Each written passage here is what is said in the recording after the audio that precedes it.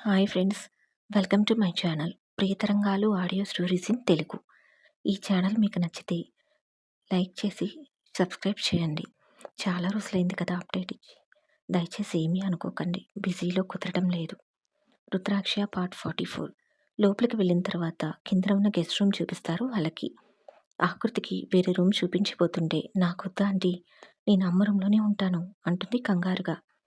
సరే, ఇప్పుడే కదా మీ అమ్మ హాస్పిటల్ నుండి వచ్చింది, ఏమైనా అవసరం అవుతుందేమోలే, నువ్వు అమ్మ రూమ్లోనే ఉండు అంటుంది అంజలి. కమలమ్మకి మరో రూమ్ చూపించబోతుంటే ఆవిడ దండం పెట్టేస్తుంది. నాకే రూమ్ వద్దమ్మా, నేను పని మనిషిని. బయట ఎక్కడో ఒక చోట ఖాళీ ఉంటే చూడండి, లేదంటే హాల్లో కింద పడుకుంటాను అంటుంది కమలమ్మ. ఇందేమీ అక్కర్లేదు, ఇంటి వెనుకన సర్వెంట్ క్వార్టర్స్ ఉన్నాయి, అందులో ఉండు అంటూ వాడి తాళాలేస్తుంది అంజలి. సరే అమ్మా అంటూ వాటిని తీసుకుంటుంది ఆనందంగా. వెళ్ళి ఫ్రెష్ అయ్యి రమ్మంటుంది కమలమ్మని. కమలమ్మ తాళాలు తీసుకుని వెనుకన ఉన్న క్వార్టర్స్కి వెళ్తుంది. ఒక మనిషిని ఇచ్చి పంపిస్తుంది అంజలి ఇల్లు చూపించమని కమలమ్మకి. మీరు కూడా వెళ్ళి ఫ్రెష్ అవ్వండి మా అనడంతో తల్లిని తీసుకుని తమకిచ్చిన రూమ్లోకి వెళ్ళిపోతుంది ఆకృతి. తల్లిని హక్ చేసుకుంటాడు అనూప్. కొడుకు తల నిమురుతూ, ఏంటి కన్నా, దేనికో నా బంగారం మనసులో దిగులు మొదలైనట్టుగా ఉంది అంటూ లాలనగా అడుగుతుంది. ఏమీ లేదు మా, కృతి అసలే మన ఇంటికి రాను బాగుంటుందంటే ఒప్పించాను. ఇప్పుడు ఇక్కడికి వచ్చిన తర్వాత దాని మొహం డల్ అయిపోయింది. ఎందుకురా అంటే, నేను అనుకోవడం మన ఆస్తి చూసి భయపడిపోతుంది అనుకుంటా. ఇప్పుడు ఒప్పుకున్నారు కనుక తప్పక లోపలికి వచ్చారు. నాకు తెలిసి నేను ఊరు నుండి రాగానే వాళ్ళ ఇంటికి వెళ్ళిపోతారేమో. సరే, వెళ్ళిపోయినా పర్వాలేదు, కానీ ఎక్కడ మనకు దూగమో అని నా నుండి దూరం అవ్వాలనుకుంటే. కొడుకు మనసులో బాధ అర్థమవుతుంది అంజలికి. కొడుకును తన నుండి దూరం జరిపి నుదుటి మీద ముద్దు పెడుతుంది. ఇలా కూర్చో అంటూ సోఫాలో తన కూర్చొని తన పక్కన కూర్చోబెట్టుకుంటుంది. నా స్నేహితురాలికి ఆత్మాభిమానం ఎక్కువ కన్నా దాని అలవాటే దాని కూతురికొచ్చింది. ఒక రకంగా అది మంచిది. నేను నీకు మాటిస్తున్నాను, ఇప్పుడు ఇంట్లో అడుగుపెట్టిన నా కోడల్ని మన గేటు దాటి బయటికి కూడా వెళ్ళనివ్వను. ఇక్కడే ఉంచేస్తాను. కుదరదు అంటే పర్మనెంట్‌గా మన అవుట్ హౌస్‌ని దాని పుట్టింటిగా మార్చేస్తాను. పెళ్ళయ్యే వరకు అక్కడుంటుంది. పెళ్ళయ్యాక మన ఇంట్లో ఉంటుంది. నాకు కూడా నా ఫ్రెండ్ పక్కనే ఉంటుంది. ఆ మాటలు విని హ్యాపీగా నవ్వేస్తాడు అనూప్. వెళ్ళి కొద్దిసేపు రెస్ట్ తీసుకోపో, నువ్వు కూడా ఫ్రెష్ అవ్వు అనగానే సంతోషంగా తల్లి నుదుటి మీద ముద్దు పెట్టేసి పైకి వెళ్ళిపోతాడు. నవ్వుకుంటుంది అంజలి.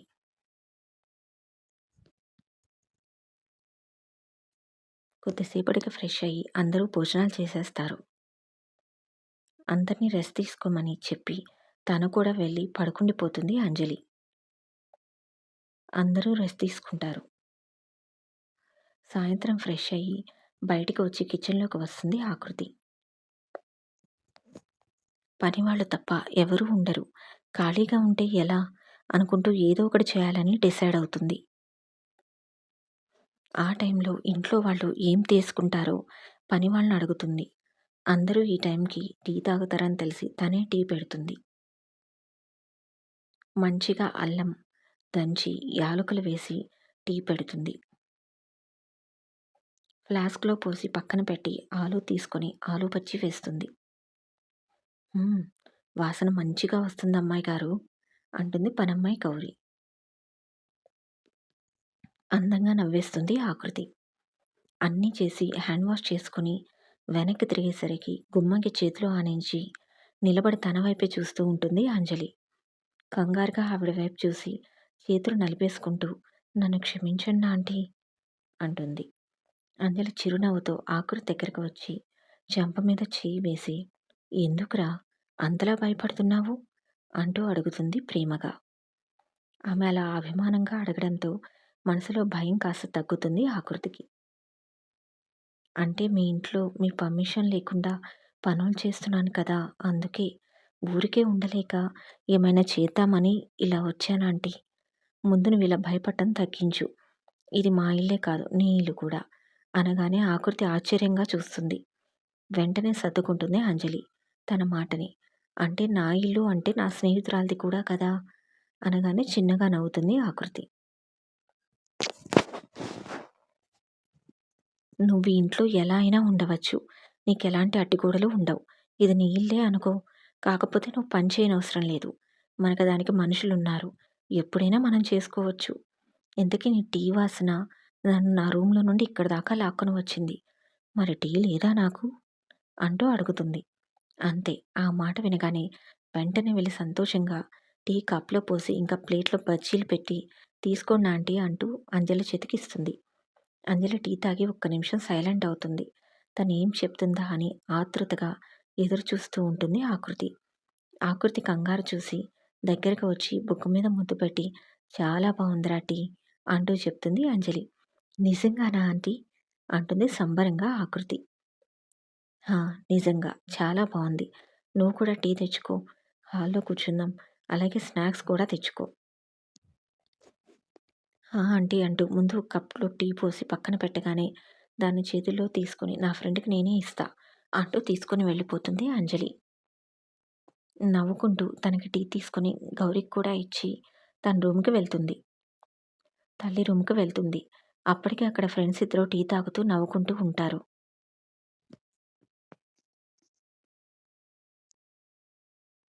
వాళ్ళని చూసి హ్యాపీగా అక్కడే నిలబడిపోతుంది. తల్లి మొహంలో ఇంత ఆనందం చూసి చాలా రోజులైంది. అందుకే ఆకృతి ఆ మూమెంట్‌ని మిస్ అవ్వదలుచుకోలేదు. అలాగే మైమర్చిపోయి చూస్తూ ఉండిపోతుంది. ఇంతలో నడుము దగ్గర చురుక్కుమంటంతో అబ్బా! అంటూ చేతుల్లో కప్ వదిలేయబోతుంది ఆకృతి. అరే కృతి! నీకు కప్ పట్టుకోవడం కూడా రాదా? చూడు కొంచెం ఉంటే వదిలేసేదానివి అంటూ కప్ కింద పడకుండా ఆమె చేతిని ఇంకా కప్‌ని గట్టిగా పట్టుకుంటాడు. వెనక నుండి ముందుకు వచ్చి అనూప్. వెనక నుండి గట్టిగా నడుము గిల్లి దీనికంతటికి కారణమయ్యి మరలా ఏమీ తెలియనట్లుగా మాట్లాడుతున్న అనూప్‌ని చిరుకోపంగా చూస్తుంది ఆకృతి. అనూప్ ఏదో చేశాడని అంజలికి అర్థమైంది కానీ సరస్వతి గారికి అర్థం కాలేదు. సరే నువ్వు పోయి వేరొక కప్ తెచ్చుకో. నేనిది తాగుతా అంటూ ఆమె చేతుల్లో కప్ తీసుకొని వెళ్ళి తల్లి దగ్గర కూర్చుంటాడు. అప్పటికే తను ఒక సిప్ వేసి ఉండడంతో అది కాదు శ్రీ సార్ అంటూ చెప్పబోతున్న కృతి వైపు చూసి నువ్వేం చెప్పవద్దు. వెళ్ళొక కప్ తెచ్చుకో అని చెప్పి టీ తాగడంలో మునిగిపోతాడు. అనూప్‌ని గుర్రుగా ఒక చూపు చూసి కిచెన్‌లోకి వెళ్ళిపోతుంది ఆకృతి. నవ్వుకుంటూ టీ తాగుతున్న కొడుకు వేషాలు అర్థమయ్యి చిరుకోపంగా చూస్తుంది అంజలి. ఇంకా అందంగా నవ్వేస్తాడు. ఇక తను కూడా ఈడియట్ అంటూ సరస్వతికి వినపడకుండా చిన్నగా ఇంకా ముద్దుగా తిడుతుంది కొడుకుని. అదర్థమయ్యి లవ్ యూ మామ్ అంటాడు నవ్వేస్తూ అనూప్. ఈడియట్ అంటూ ఈసారి తను కూడా నవ్వేస్తుంది అంజలి. ఎందుకు మీరు నవ్వుకుంటున్నారు? అంటుంది సరస్వతి ఏమీ అర్థం కాక. ఏమీ లేదులే అంటూ అర్పితకి జాబ్ వచ్చిన దాని గురించి చెప్తూ ఉంటుంది సరస్వతికి. ఇద్దరూ మరలా మాటల్లో పడిపోతారు.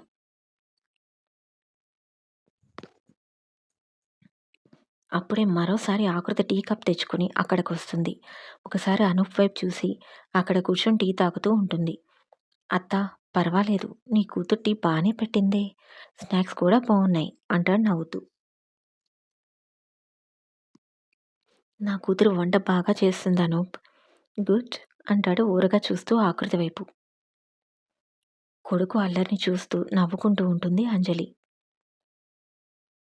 చూస్తుండగానే ఆరైపోతుంది. అప్పుడే ఇంట్లోకి అడుగు పెడుతుంది అర్పిత. తల్లి కనపడకపోవడంతో అమ్మా అంటూ పిలుస్తుంది. హా! అర్పి ఇలా రా గెస్ట్ రూమ్‌లో ఉన్నాను అనేసరికి తన థింగ్స్ అక్కడ పెట్టి గెస్ట్ రూమ్ వైపు వెళ్తుంది.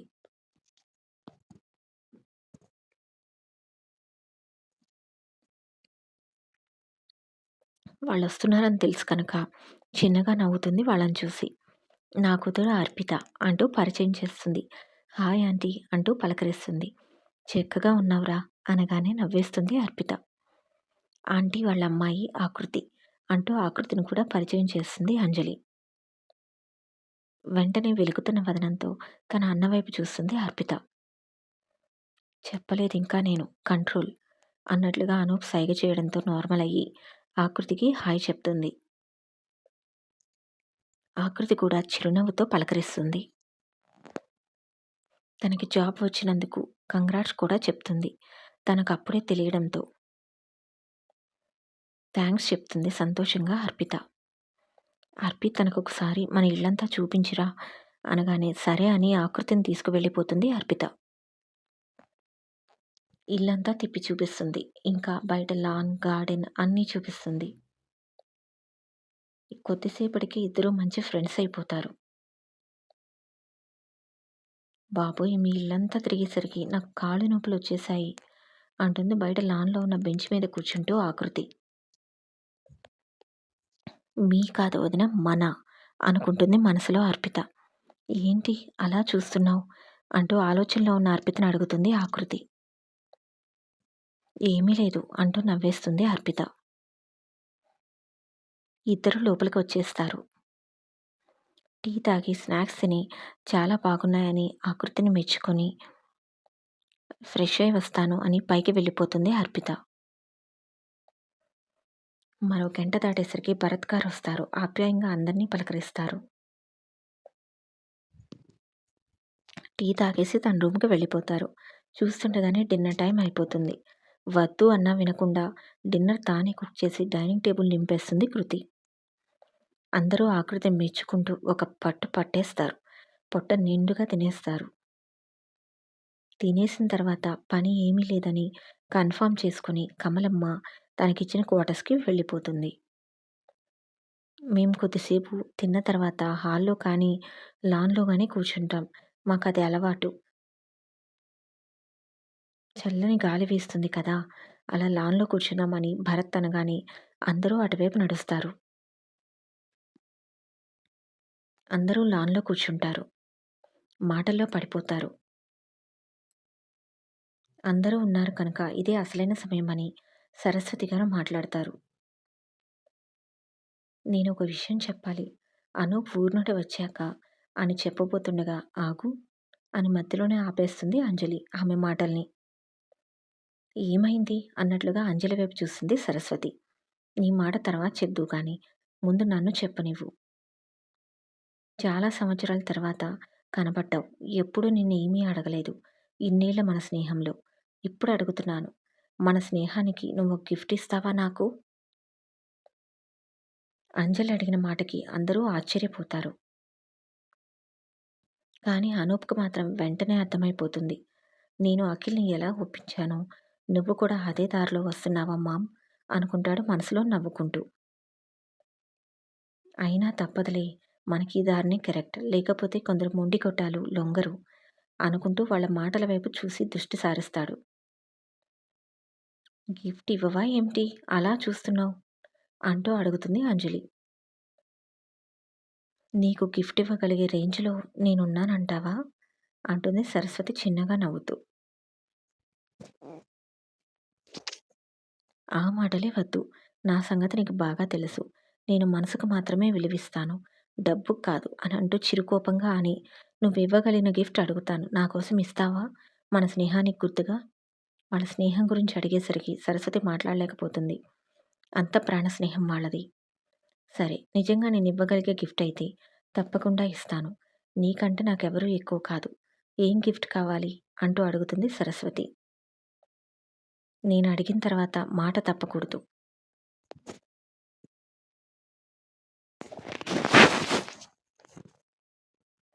నా దగ్గర ఉన్నది నేనివ్వగలిగిందైతే తప్పకుండా ఇస్తాను. మనది ప్రాణ స్నేహం అవునా? ఆ! అవును. ఎన్నో ఏళ్ల తర్వాత మనం కలిసాం. ఇక మిగిలిన జీవితం నేను మిస్ అవ్వాలి అని అనుకోవడం లేదు. సరస్వతి అర్థం కాక చూస్తుంది. అక్కడ ఉన్న మిగిలిన వాళ్ళకెవరికీ కూడా అర్థం కావడం లేదు. భరత్‌కి కొంచెం అర్థమయ్యి కానట్లుగా చూస్తాడు. అనూప్‌కైతే విషయం పూర్తిగా అర్థమైపోతుంది. చిన్న చిరునవ్వుతో తల్లి వైపు చూస్తూ ఉండిపోతాడు. మీ ఇద్దరూ ఎప్పటికీ మాతోనే ఉండిపోవాలి. మా ఇంట్లోనే ఉండిపోవాలి.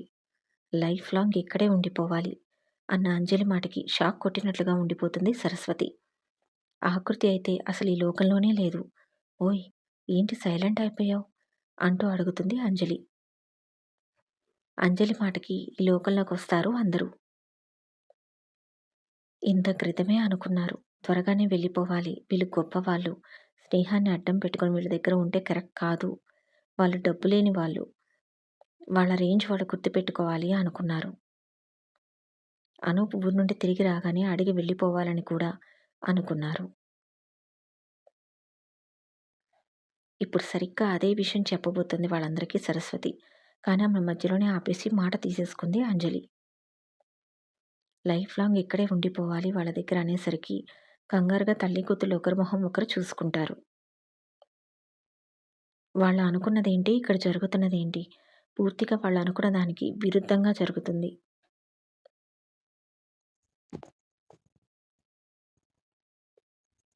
స్నేహం ఉంటే చాలు అనుకున్నారు. అటువంటిది అంజలి ఇలా అడుగుతుంటే ఏం మాట్లాడాలో అర్థం కావడం లేదు వాళ్ళకి. ఏంటి మాట్లాడటం లేదు? సైలెంట్ అయిపోయావు. ఏం మాట్లాడమంటావు? అలాంటి గిఫ్ట్ అడిగావు నువ్వు. నేనడిగిన గిఫ్ట్‌లో తప్పేముంది? మనది ఎంత ప్రాణ స్నేహం. చదువుకునేటప్పుడు ఎలా ఉండేవాళ్ళం. ఒక్కసారి గుర్తు తెచ్చుకో. అనుకోకుండా ఎన్నేళ్ల తర్వాత మనిద్దరం కలిసాం. ఇద్దరము మధ్యలో ఇన్నేళ్లు చాలా మిస్ అయిపోయాం. ఇక నుండి మిగిలిన జీవితం మన స్నేహాన్ని నిలబెట్టుకోవాలి అనుకోవడం తప్పా? మీ ఇద్దరు ఎప్పటికీ మా దగ్గరే ఉండిపోవాలి. అందుకే ఆ గిఫ్ట్ అడిగాను. గిఫ్ట్ నువ్వివ్వగలిగిందే కదా నేనడిగాను. దానికెందుకు అంతలా ఆలోచిస్తున్నావు? తల్లి ఇరకాటంలో ఉండడంతో ఆకృతి నోరు విప్పుతుంది. అది కాదు ఆంటీ. మేమిక్కడ ఎలా ఉండగలం? ఏం? ఎందుకుండలేరు? అది కాదండి. ఒకసారి మీరే చూడండి. ఎంత స్నేహం ఉన్నా కానీ మా స్థాయిని మేము దాటలేం కదా! మీరు చాలా గొప్పవాళ్ళు. అంతస్తు కలిగిన వాళ్ళు. మేం మీకెందులోనూ తూగలేము. మాకేమీ లేదు. నేను మీ అబ్బాయి కంపెనీలో పనిచేసే చిన్న ఉద్యోగిని. మా అదృష్టం కొద్దీ మీరు స్నేహితులన్న విషయం తెలిసింది. ఇన్నేళ్లుగా మిస్ అయిన ఆనందం మా అమ్మ మొహంలో చూస్తున్నాను. అది చాలు నాకు. స్నేహాన్ని అవకాశంగా తీసుకోలేమాంటీ. మీరు మీ స్నేహాన్ని మేమెక్కడ ఉన్నా నిలబెట్టుకోవచ్చు. దానికి మేమిక్కడే ఉండవలసిన పనిలేదు.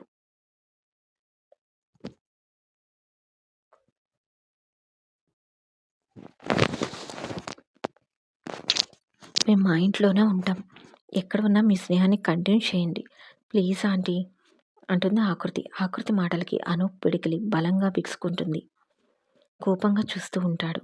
అది ఆకృతి గమనించలేదు గానీ భరత్ గమనిస్తాడు. వెంటనే కొడుకు చేతి మీద తను చెయ్యి వేస్తాడు. కంట్రోల్ నాన్న. ఎందుకంత కోపం? అంటారు చిన్నగా. నీ కోడలి తొక్కలో ఆత్మాభిమానం మూట కట్టి అటక మీద వేయమని చెప్పండి డాడీ. నాకు కనుక పిచ్చి లేచిందంటే తనేం చేస్తానో నాకే తెలీదు అంటాడు ఆకృతి వైపు కోపంగా చూస్తూ తండ్రితో చిన్నగా. నేను చూసుకుంటాను అంటూ అంజలి వైపు చూస్తారు భరత్. అంజలి ఏం మాట్లాడుతుందో చూసి తను మాట్లాడాలి అని అనుకుంటాడు అతను. ఆకృతి మాటలకి తన ఆత్మాభిమానానికి ముచ్చట వేస్తుంది అంజలికి. ఇలా రా అని పిలవడంతో తల్లి దగ్గర నుండి లేచి వచ్చి అంజలి పక్కన కూర్చుంటుంది. ఆమె మొహాన్ని దగ్గరికి తీసుకొని నుదుటి మీద ముద్దు పెట్టుకుంటుంది అంజలి.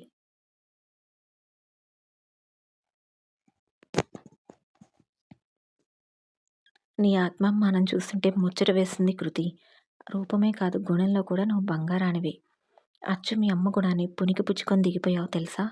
మీ అమ్మకు కూడా ఆత్మాభిమానం చాలా ఎక్కువ. నువ్వు దాన్ని మించిపోయావు. మా ఇంట్లో ఉన్నంత మాత్రాన మీరు తక్కువైనట్లుగా కాదు. మేము కూడా కింద నుండి పైకి వచ్చిన వాళ్ళమే. డబ్బు విలువ, మనుషుల విలువ, ఇంకా మనసుల విలువ బాగా తెలుసు. అయినా వాళ్ళు దగ్గరగా ఉంటే ఆ ఆనందమే వేరు. మీ దగ్గరగా ఉంటే మాకు కూడా హ్యాపీగా ఉంటుంది.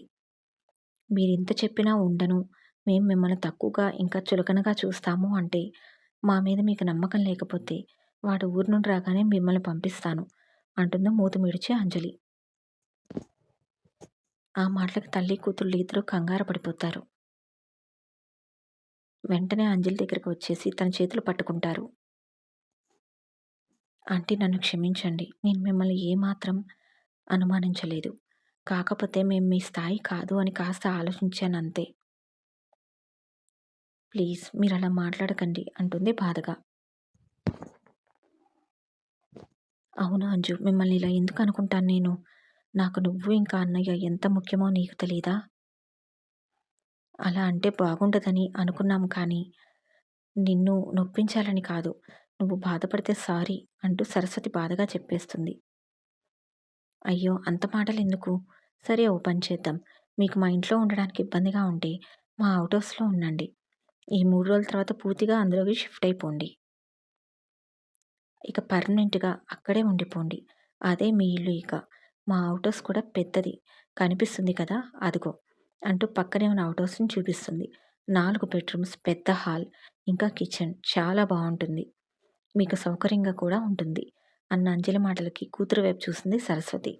తనకు అంగీకారమే కనుక ఇక మరో దారి లేక, కనీసం రెంటైనా ఇవ్వాలి అని ఆలోచిస్తున్న ఆకృతి మొబైల్‌కి అనూప్ నుండి మెసేజ్ వస్తుంది. ఓపెన్ చేసి చూసి షాక్ అవుతుంది ఆకృతి. తన మనసులో మాటలెలా తెలుసుకున్నాడా అని. రెంటివ్వాలన్న ఆలోచనలు నీ బుర్రలోకి వస్తే ఇప్పుడే తీసేయి. లేదంటే నేను నీతో మాట్లాడటం ఇదే ఆఖరవుతుంది అని ఉంటుంది ఆ మెసేజ్‌లో. ఈ స్టోరీ నచ్చితే సబ్స్క్రైబ్ చేయండి ఫ్రెండ్స్.